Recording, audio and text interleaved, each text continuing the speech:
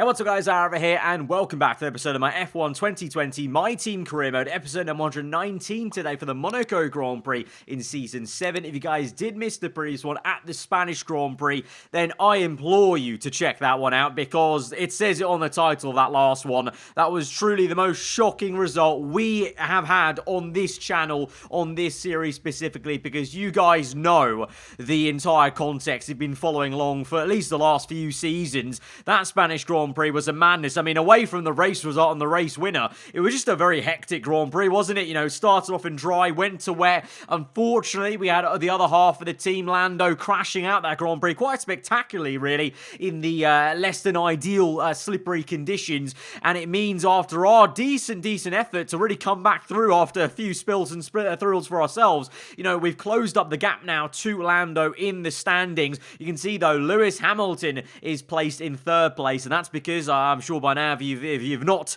seen it, it waited too long. Spoiler alert, Lewis Hamilton went on to win that Spanish Grand Prix, and he's elevated himself up into third place. And like we said, I'm still in disbelief that the last race Hamilton won was season 2 or 3, and it was the Spanish Grand Prix, and he won there again after, 5 seasons. It had to be the exact same place, and in such spectacular fashion, in terms of, right at the end there, not pitting for another set of intermediates, dragging that tyre along, because, mine were over 70%, so I'm sure Hamilton's and Gasly's were as well. So all three of us could have got punches very easily in the last few laps there at Spain. So it just made that race win an entire race so much more spectacular, really, just for him and also for us. Like I said, we had a half spin into the wall in that race. We had a spin in qualifying that took us out of Q2. So, the cards were definitely stacked against us a lot of ways, and we came back through for a really decent result. And with Lando DNFing, it really meant we closed the gap in the championship.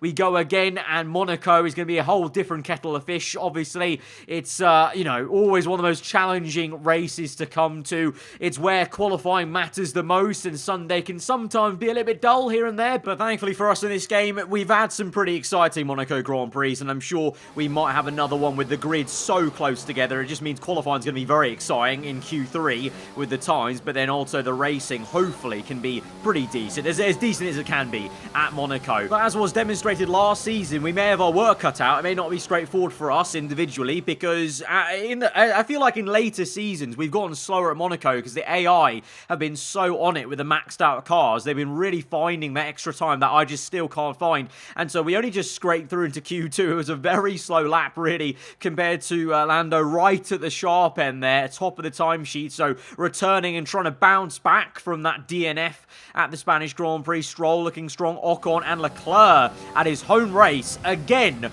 An enigma this season, because that Ferrari's looked so slow. They've both looked slow at times at the start. Last race, he got unlucky, at Spain. He may well could have won that race if it weren't for those extra pit stops in the wet. So again, Leclerc showing that he's dragging that Ferrari up, and is very much showing some Fernando Alonso vibes in the Ferrari from 2012 there. But as we come through the last corner then in Q2, looking to try and get through into the top 10 shootout, it's been a much tidier lap, I'd say. I was definitely a lot more satisfied with that lap. And when we cross the line, we're in P3. Only faster is Verstappen and Ricciardo, but we're now through to the last few seconds. At the moment, as it stands, Lando is out of the top 10. Leclerc comes in with a decent lap. Albon there as well. And the others will come in with their final laps. And eventually, thankfully for the team at least, obviously I know we're in a bit of a fight at the moment in the standings, but it's good to see him come through for the team's sake. Lando does make it through into the top 10 shootout in P4. And instead, the likes of Giovinazzi knocked out. Gasly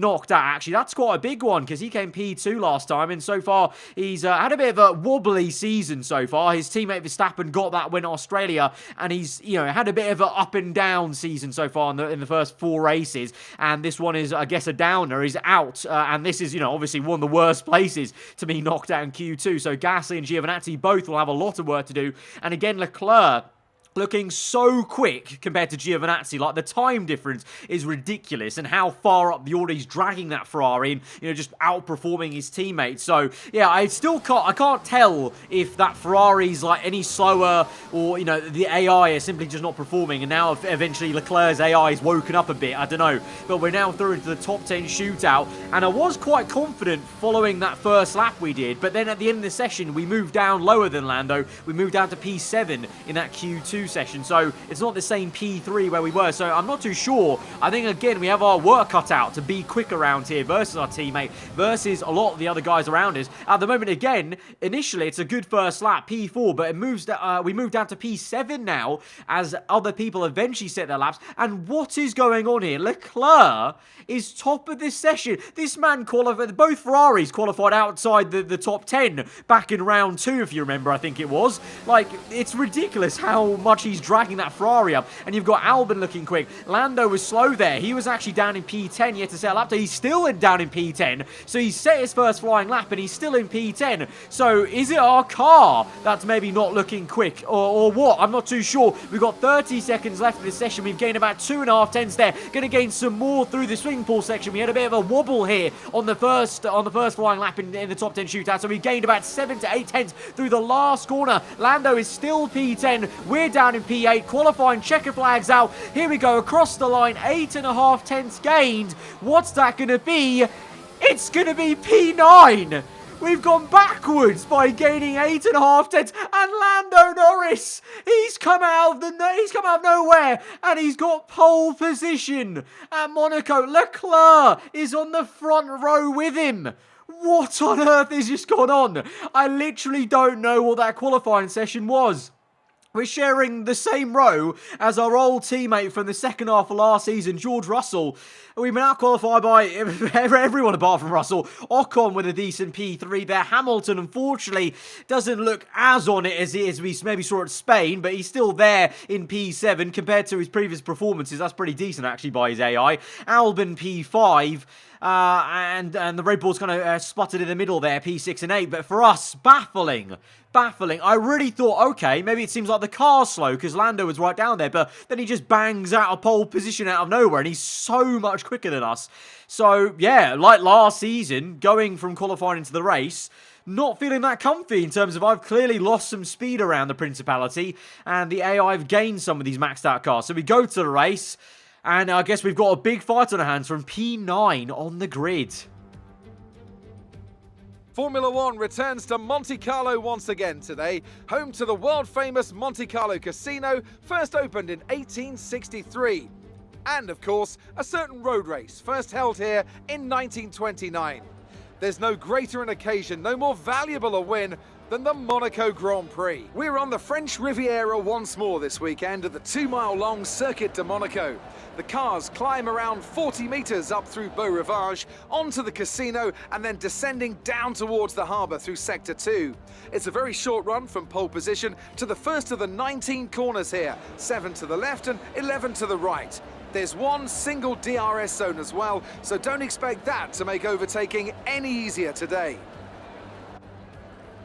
Anthony Davidson is alongside me as usual for the race today. So, let's briefly discuss Lewis Hamilton. That was a great win in the last race. Can they keep that momentum going this weekend? It's always nice to come into a Grand Prix weekend on a high, but your expectations are based much more on your practice and qualifying runs.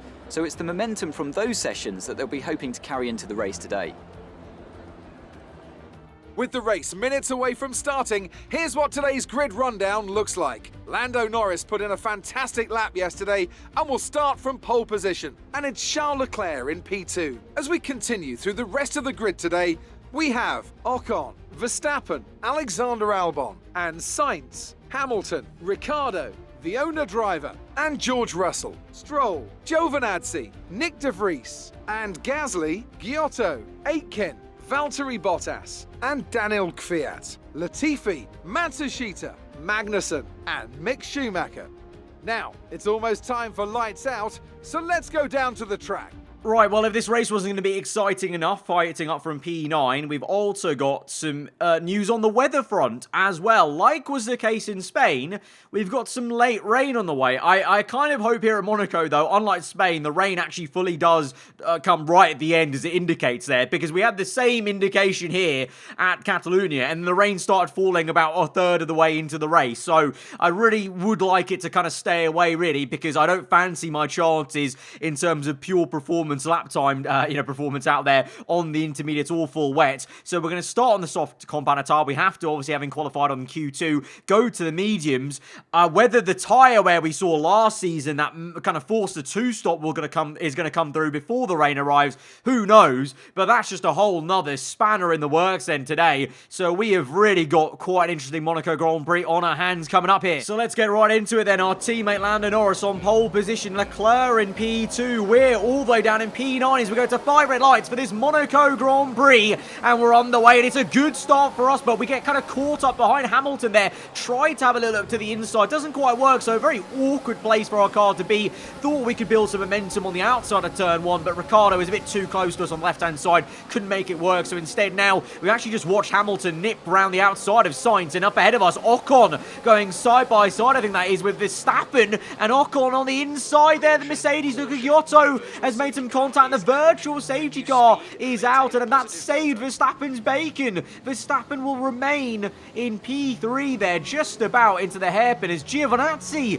is out of this Grand Prix. Both of them caught up in the hairpin. I suspect a bit of a domino effect of just, hitting the back of each other on the rear end as everyone closed up at the hairpin. So Ocon is still behind Verstappen, and Hamilton, though, with a great overtake that was on Sainz we saw. The virtual safety car will end by the time we get through to the end of the first lap. Here we go, a bit awkward for us as we weren't really close up to Sainz, but the delta time wasn't allowing me to be that close to Sainz. That's obviously the point of the virtual safety car, kind of hold station, and so no one can gain an advantage, but I felt we kind of almost lost a bit of time there. That's fine, we'll get our head down and look to try and catch up to the Red Bull car. I feel confident we should be able to get Sainz, eventually, because, we do have the overwhelming speed on that Red Bull car. Then it'll be a question mark about the McLaren ahead of Hamilton, because that McLaren genuinely is quite quick, but trying to find a rhythm around the outside of Raskas now, of Sainz. He opens up the door for me. We're on the left-hand side. Give him the room, and Sainz has hit the inside, and he's got airborne, and we've nearly had a T-bone collision, and I don't think we got away with no damage there on the front wing as we try and get down the power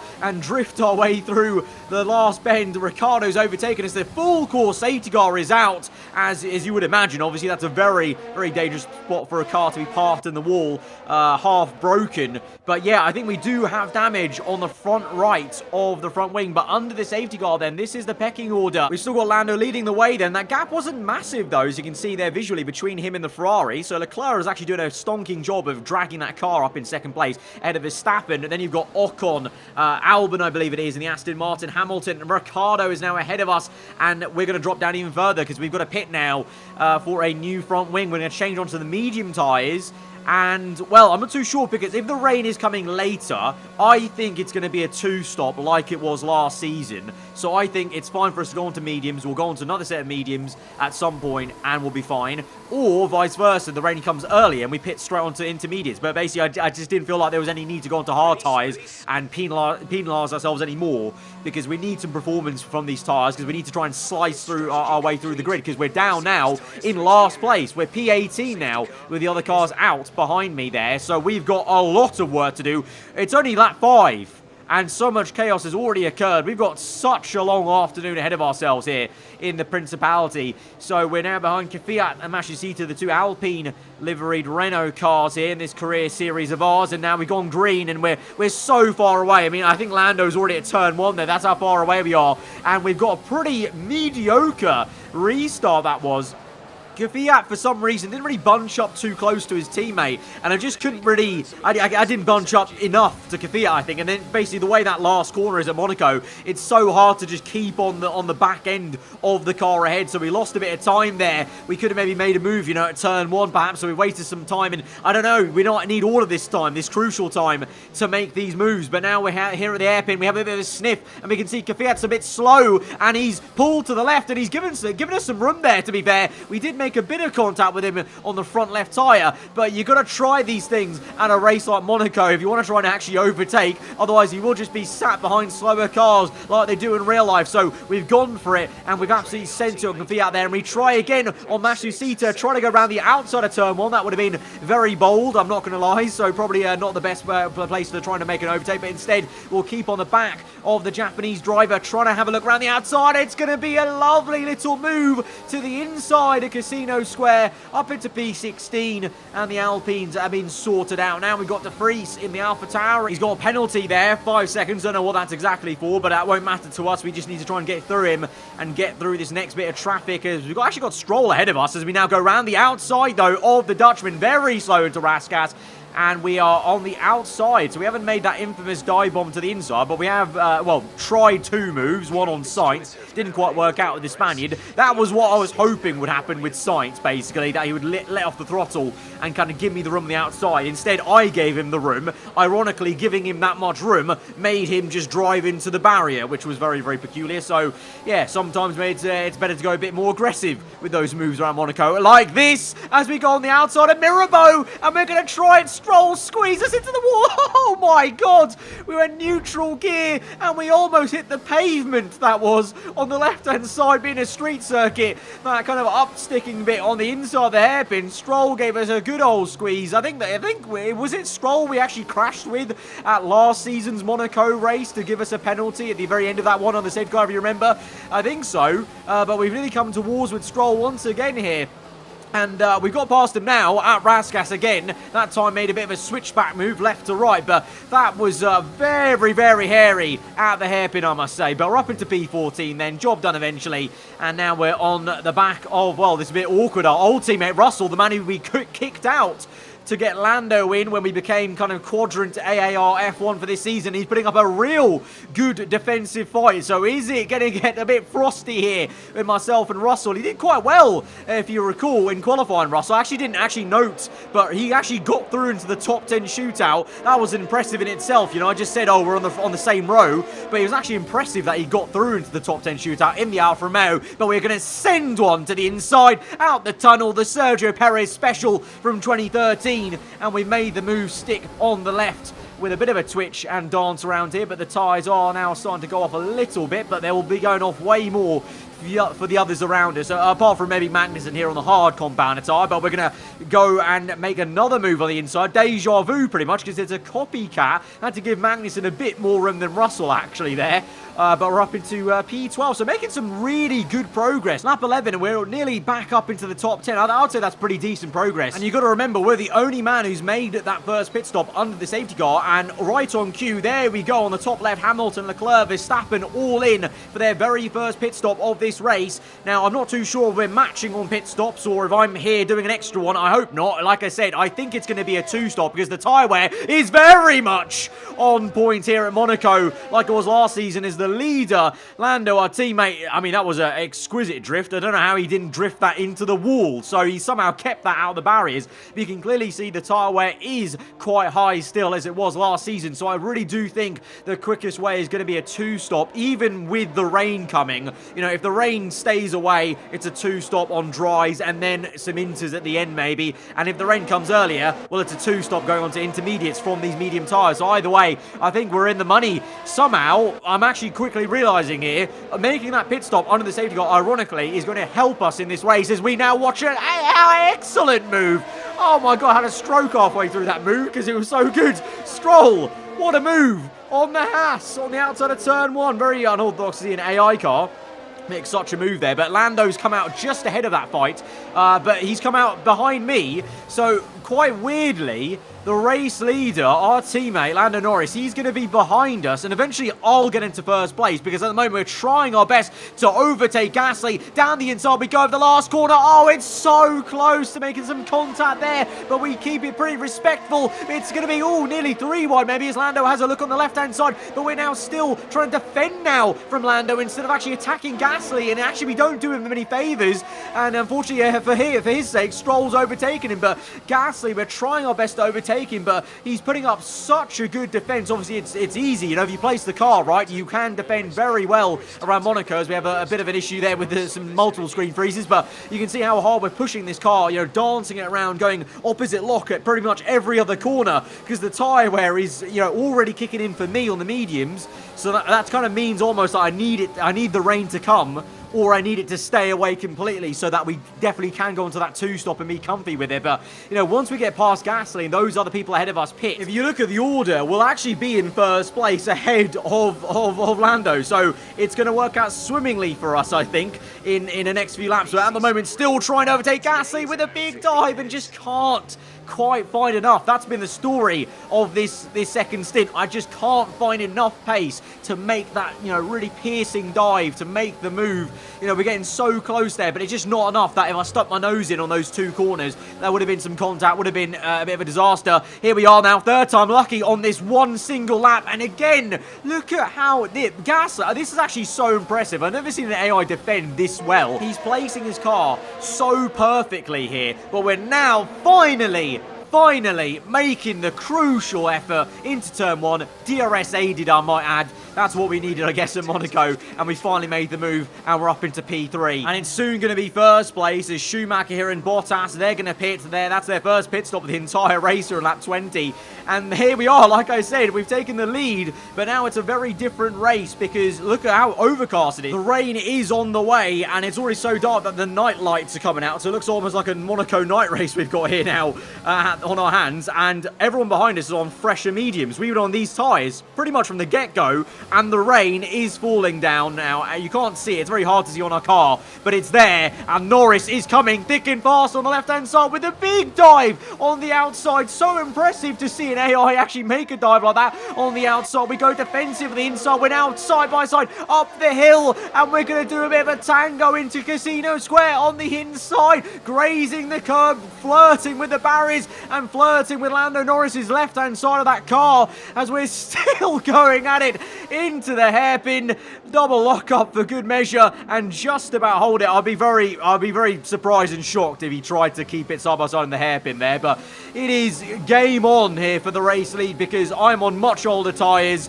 susceptible to that, you know, oversteer, and also look at how quick he is off the corners. What is going on here? He's dived around the outside, out the tunnel, and now we're side by side on the exit again. I'm getting absolutely giddy because this is such a sick battle, but this is also quite nerve-wracking because at some point something has to give, and it may just be that, as we were given a little bit of a love tap on the front right there by Lando into swimming pool. We have a look on the outside, but there's no grip. My tyres are gone. You can see them. I'm double locking up every big brake zone.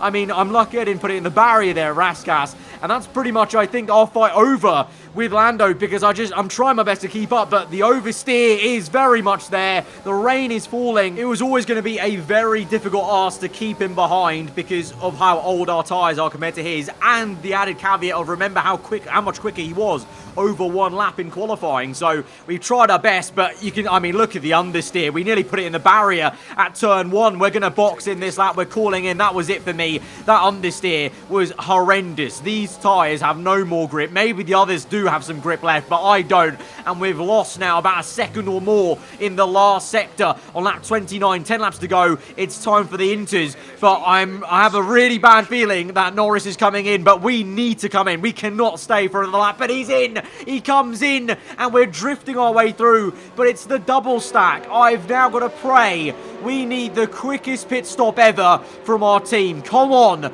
We need Lando in and out because we have to double stack. There's no way I was going to lose so much time staying out, but we're going to lose so much time. Oh, what is going on?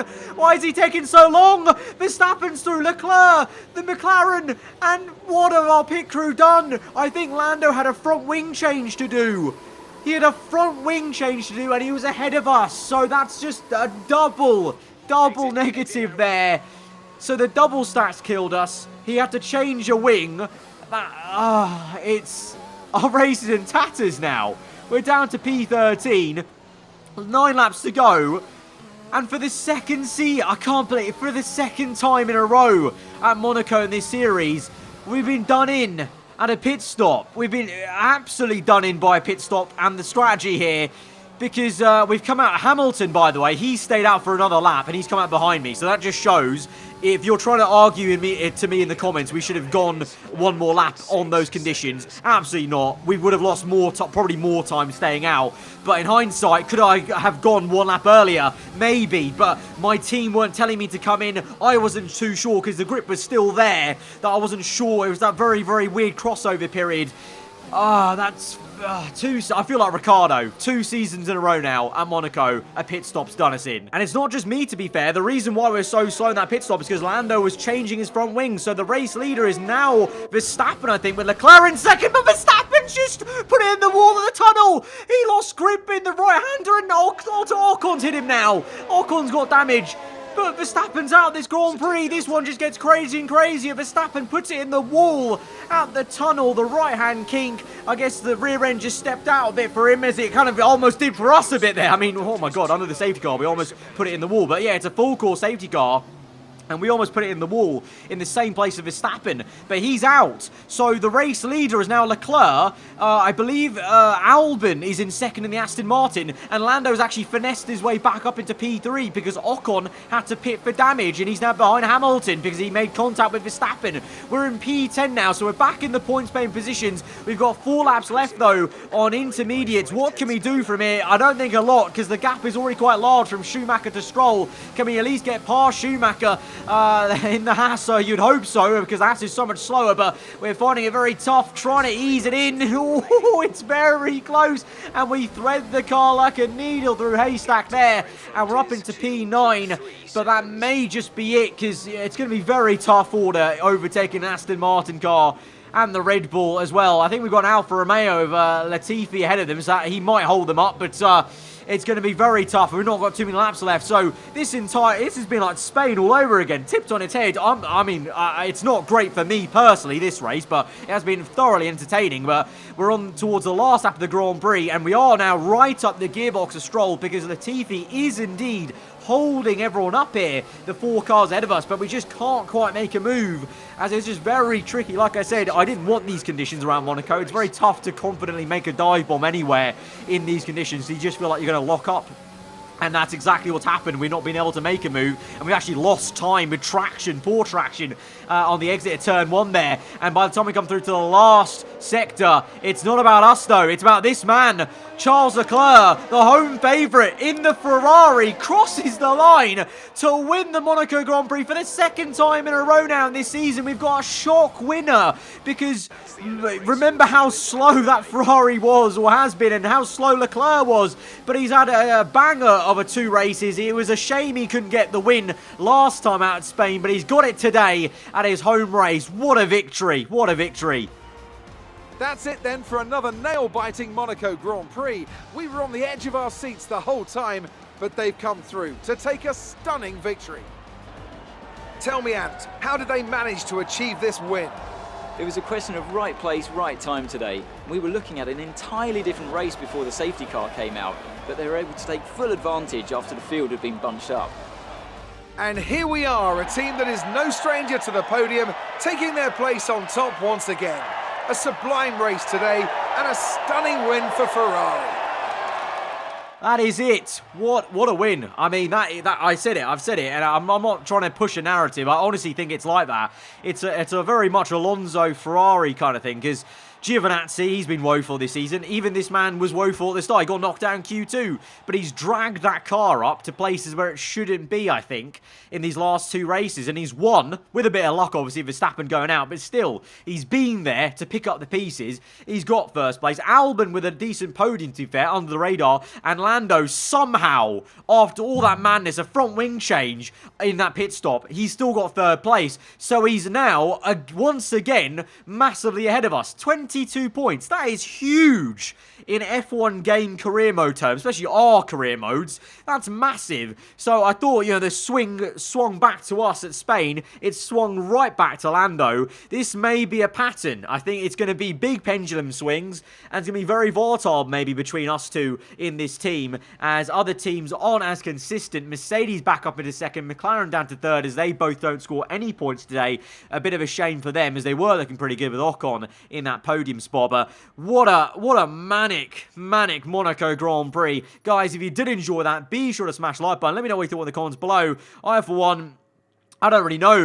You know, it was entertaining, but I feel a bit bitter in the mouth in terms of just that kerfuffle and the pit stop again for the second season in a row, costing us a lot of points there, especially in a season like this where Lando's doing so well when he's not spinning out like in Spain. It's tough order, so we go again. Hopefully the pendulum swings back to us next race, but if you're only around here, do get subscribed for weekly Formula 1 content. I'll see you guys next time. Goodbye.